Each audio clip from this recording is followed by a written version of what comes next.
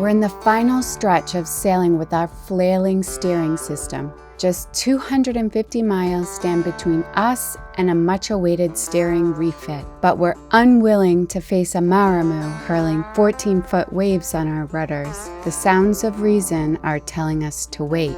One last dive is on the books, the Wall of Sharks, home to hundreds of apex predators. But we weren't prepared for what awaited us in the depths below. Good morning, guys. We are so excited to be back here at the South Pass at Fakarava, and we are going diving this morning.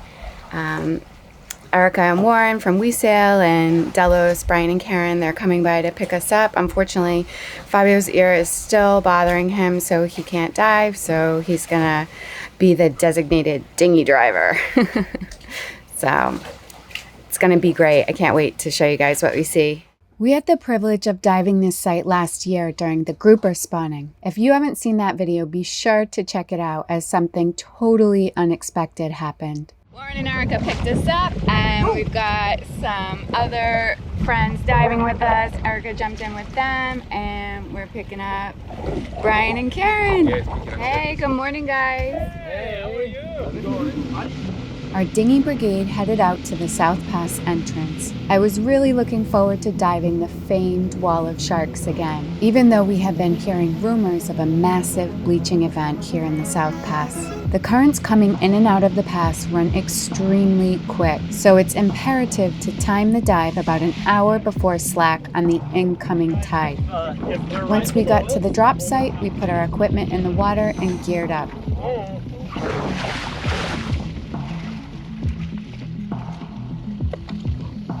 We descended into the blue and began exploring the magical underwater world.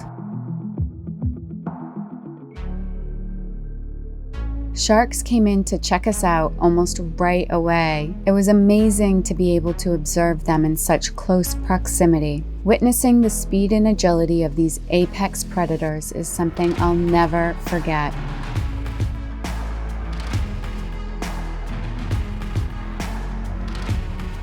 We continued swimming towards the Wall of Sharks, taking in the sights along the way. Ho, ho, ho, ho. These are delicious.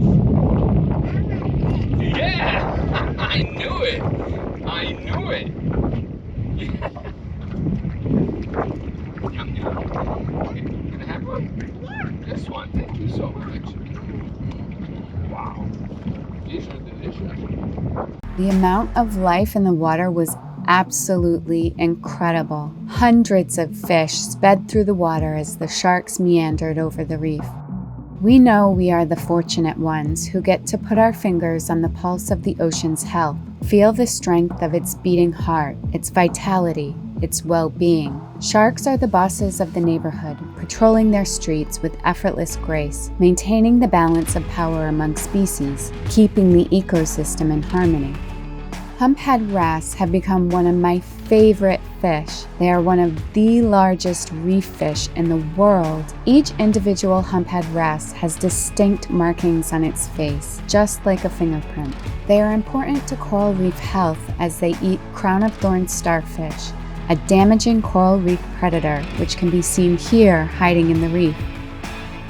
This is a juvenile humphead wrasse. This is a feisty triggerfish.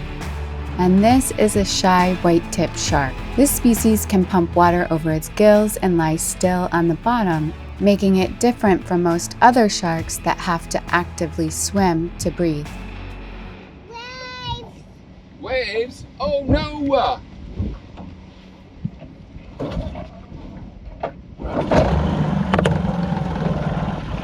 No, the waves! Let's get out of the way from the waves. Thanks for telling me. I wasn't paying attention.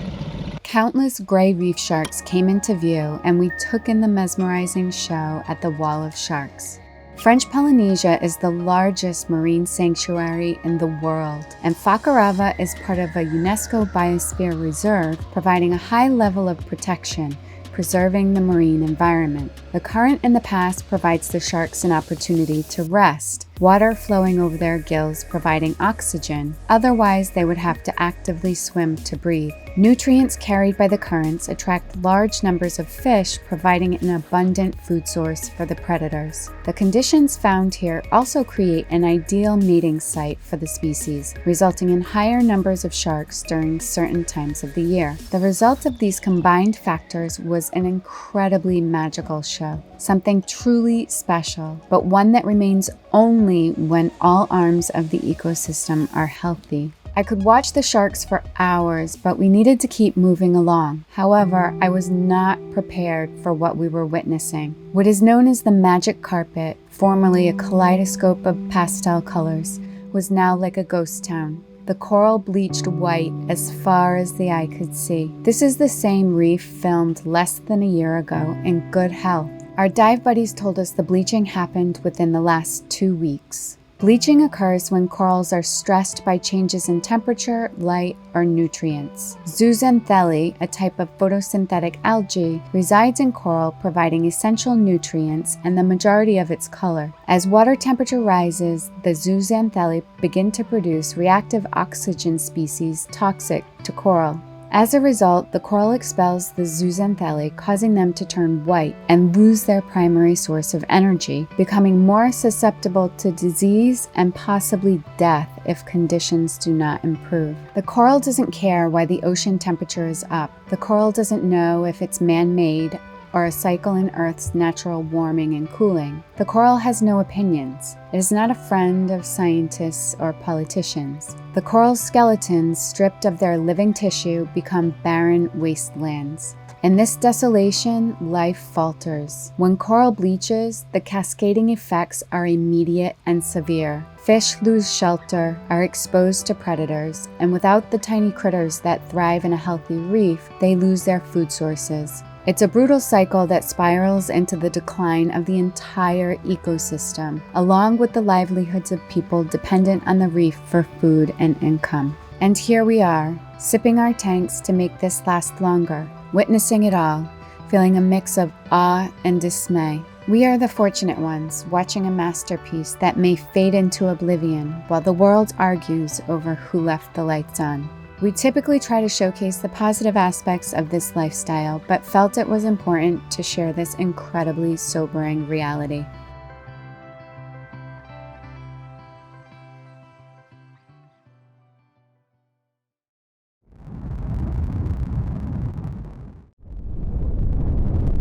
Hey guys! Hey! We are still in Fakarava. We've really been enjoying our time here, but unfortunately it has come to an end. Or actually, fortunately, because our steering refit is coming up, and so we need to go to Tahiti. Brand new steering System. Brand new steering system, yeah. The whole shebang with the brand new gudgeons and brand new rudder cases and all pivot points, everything up to the new standards for this sailing machine, so we're looking forward to it. Very much. And so we've been keeping our eye out on weather to go to Tahiti, and these past few days there's been a really strong Maramu here, and that's just like really strong southerly winds, and they've been gusting to 30 knots, so and above. And with our rudder, we just felt like with the waves that wind would create, like up to 12, 14-foot waves, that we were better to wait for lighter conditions. Yeah, it's the following waves that hit the rudder the hardest, and that's what we're trying to avoid. So we've been looking at weather, and it looks like Monday morning? Monday morning, yeah. Sunday, the weather is okay, but the waves are still 8 to 9 foot. So that should be a little better on Monday. They're long following waves. This frequency is about 9 seconds, so they're not choppy. They're slopey, but when they get that big, they tend to kind of curl on top with the wind and break, and so it's not comfortable. Yeah. It should be like 15 to 20 knots of wind, gusting to 23, but from like 130, 140, 150, so from behind. So we're hoping that we can use our new sail again. Hopefully, yeah. Yeah, and we should have an apparent wind speed into the maybe 17, 18, 16, something like that. Cool. Good. So just a couple more days, and that is a good thing because we are super low on food. No? We are. We're living on tuna and pasta and quinoa. Yeah. Right? Making some bread today. Oh, oatmeal. Oatmeal. Yeah, we haven't had eggs. We haven't had any sort of meat in a while. Good news is we could turn off our cockpit fridge. Yeah. Yeah. I think we have a kind of spinach. We do. Dude. It's under here. Oh, yeah? Yeah. We can make a spinach pie. Oh my god, that would be amazing. We don't have any cheese, but... Yeah, that's true. But we have the Parmesanito. Oh, yeah. Go! How's your dough coming along? Yeah. It needs another couple hours or so, maybe. I'll punch it down and work it, and then...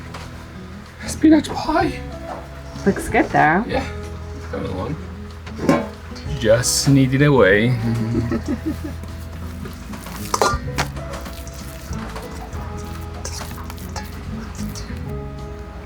Get in there.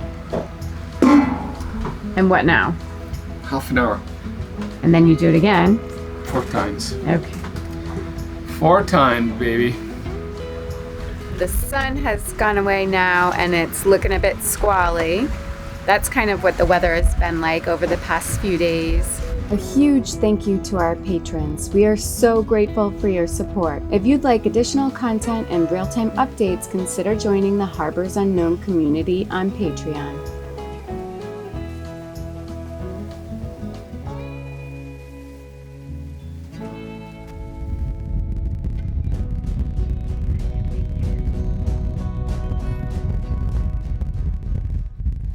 It's the next morning. Been there maybe 12 hours. You can keep it there up to 24 hours. It'll keep developing gluten. But she's ready. We're hungry more than that. I can't wait anymore. So I'm gonna divide this big piece of dough in 4 pieces. Need better tools, obviously.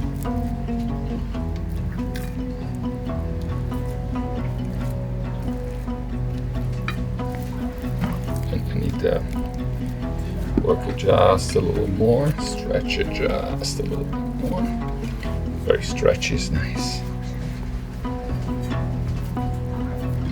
Yeah, now we let them kind of rest for a few more minutes. Here's our little piece of dough here. A little olive oil. And we stretch it.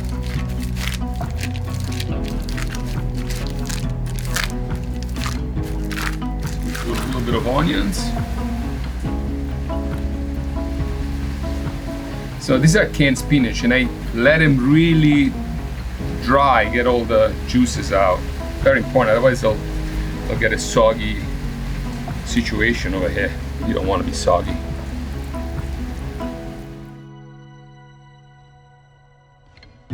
The infamous Parmesan cheese. It's unfortunately a little clumped. That's the remaining Parmesanito. Yeah. Just do this.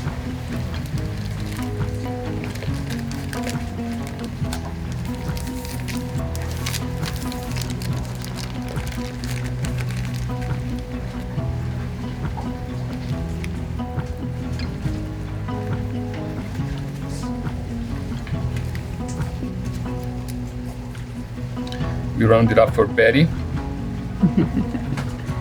So it fits.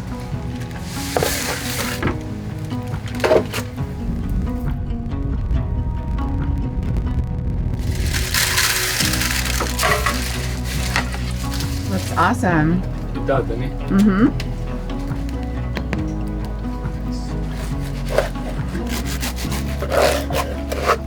Thank you for this because the beans were really cutting it this morning. Huh?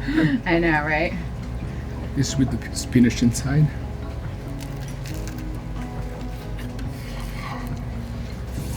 Hot. Very hot. But delish. Nice and soft. Very nice.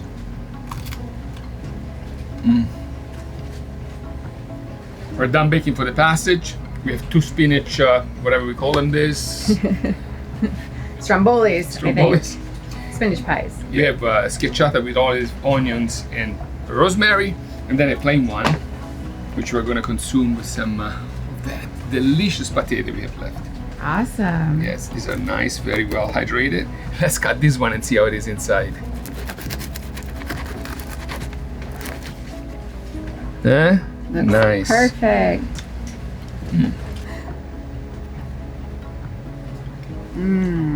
Oh, wow.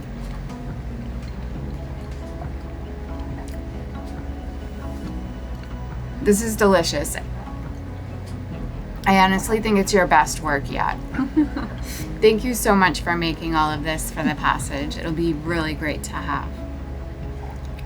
We waited, not because we wanted, but because we had to. Only later we learned that in the biding of our time, we were forging something even more valuable than our journey, ourselves.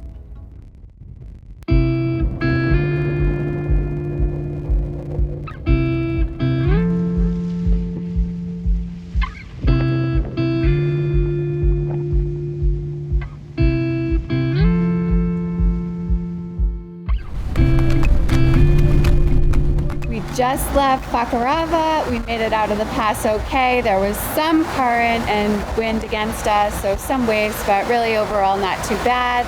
And now we're heading to Tahiti because we had to wait a couple of days for weather to settle down, and so we don't have time to stop at Maramu. It's about 250 miles and we should get there tomorrow night. Winds are forecast to be, I guess, gusts up to maybe 25, but the seas are supposed to be down 6-7 feet, so should be a good trip downwind. This sail was the final chapter in what had been a stressful period, our steering system a source of constant underlying anxiety. However, the ocean always seems to encourage us to keep going.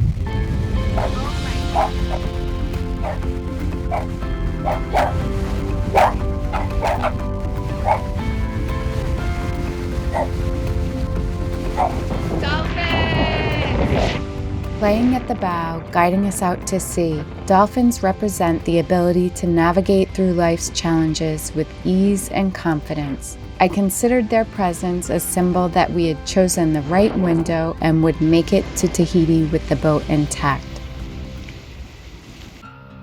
Though it was cloudy and rainy, it seemed to be the right wind for the winged spinnaker. Still a new sail for us, we were working out the kinks of launching it.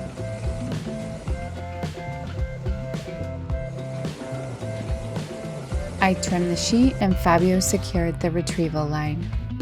We placed the barber hauler to keep the sheet off the lifelines. We went into more detail about how we run the lines for our wing spinnaker from Precision Sails in our last video. Be sure to check it out if you're interested in the setup.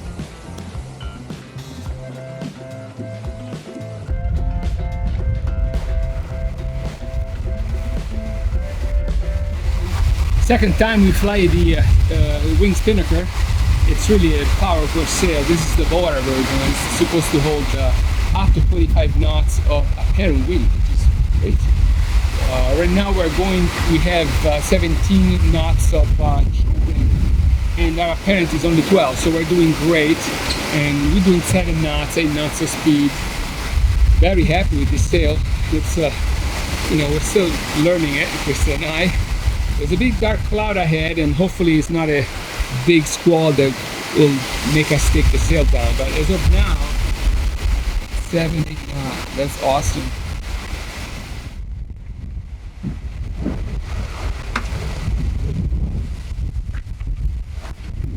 So it's the second time that we used that wing spinnaker, and we're still a little nervous about it. The wind was hitting 26. True, it's getting kind of scary. So we took it down, and now we're using that screecher downwind only, and it's 21, 22 knots away. We're doing 6 knots just for the screecher.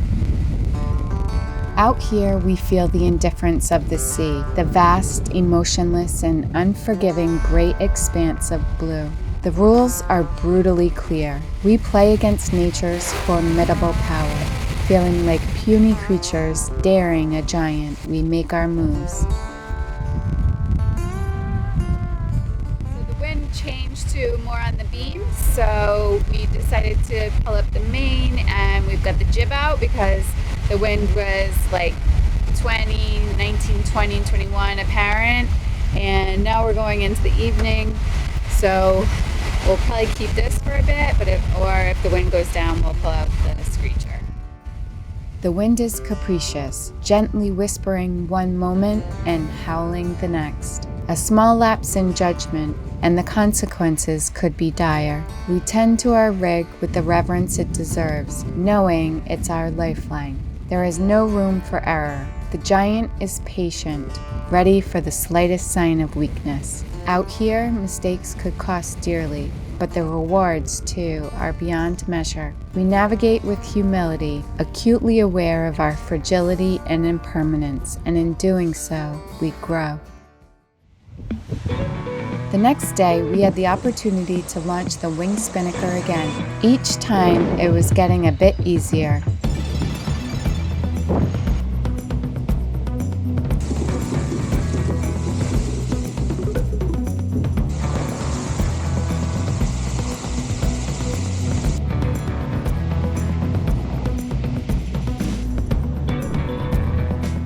Third time we fly this spinnaker, the wing spinnaker.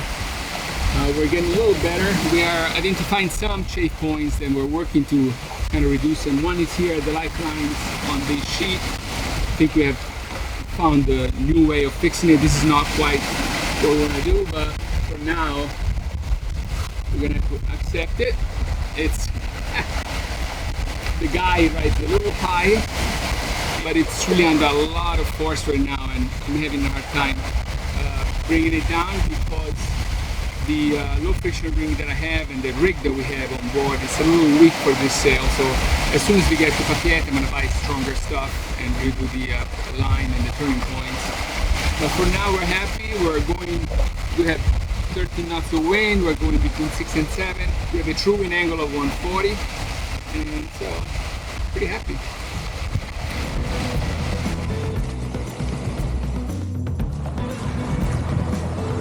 What a wonderful day sailing on this spinnaker.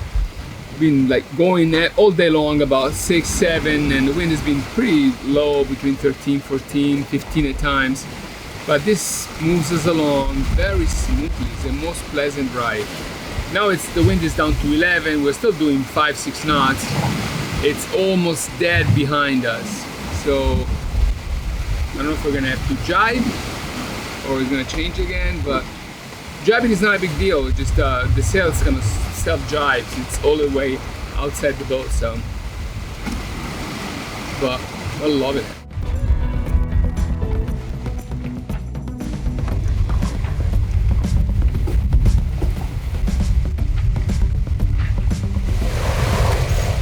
We're dead downwind now, and so there are two guys, just two tacks holding the sail up. Never done this before. Looks fine though. That's the beauty of this sail versus an asymmetrical spinnaker. We can go from a beam or broad reach to dead downwind without changing or even dousing the sail. Adjusting the line trim is all it takes, and it dances beautifully in front of the boat.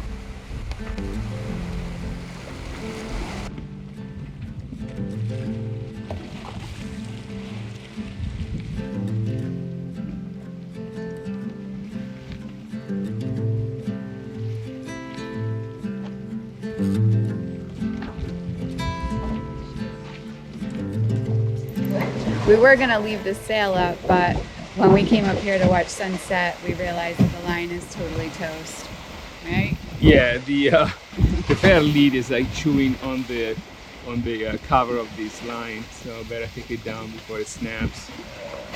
It was fun as long as it lasted. Ready? Break the sheet. I'm releasing the sheet so the sail collapses and Fabio can pull the sock down over the sail.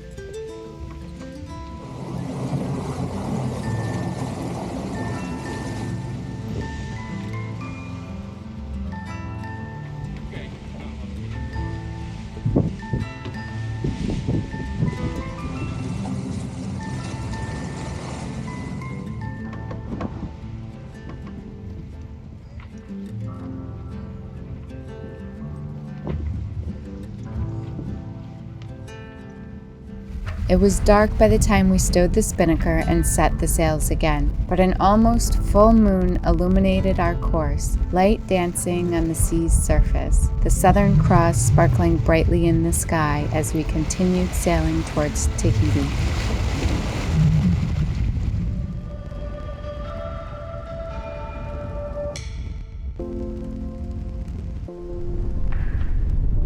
Good morning, guys. It is first light and we are arriving to Tahiti. Of course, the wind has kicked up. It's wrapping around the island, but we're about to make our way through the pass in just a little bit and head into the marina. There is nothing quite like the beauty of sunrise and sunset on the sea.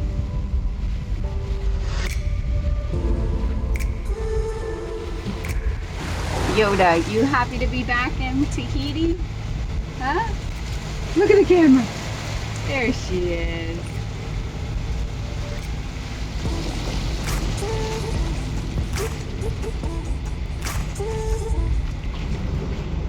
Happy at Day for air control. Happy at Day for air control. This is sailing vessel Wanderlust. Over. Yes, Wanderlust pop-up self-control. Go ahead. Good morning. We're requesting permission to enter the channel to head into Papiete Marina. Okay, one copy, my copy. Copy that. Thank you. Standing by on 1-2.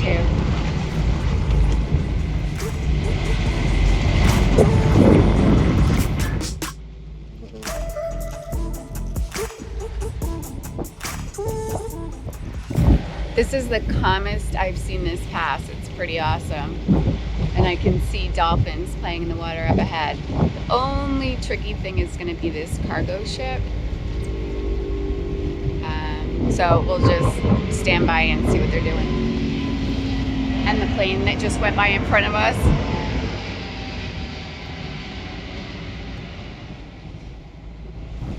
There's so many dolphins here. Spinners.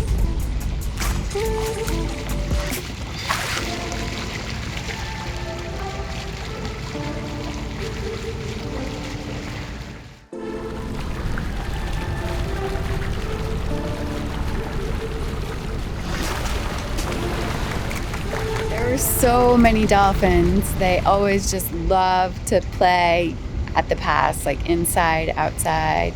And there were quite a few different types, spinners and some larger light gray ones. Such a special way to be welcomed to a place and then have a send off.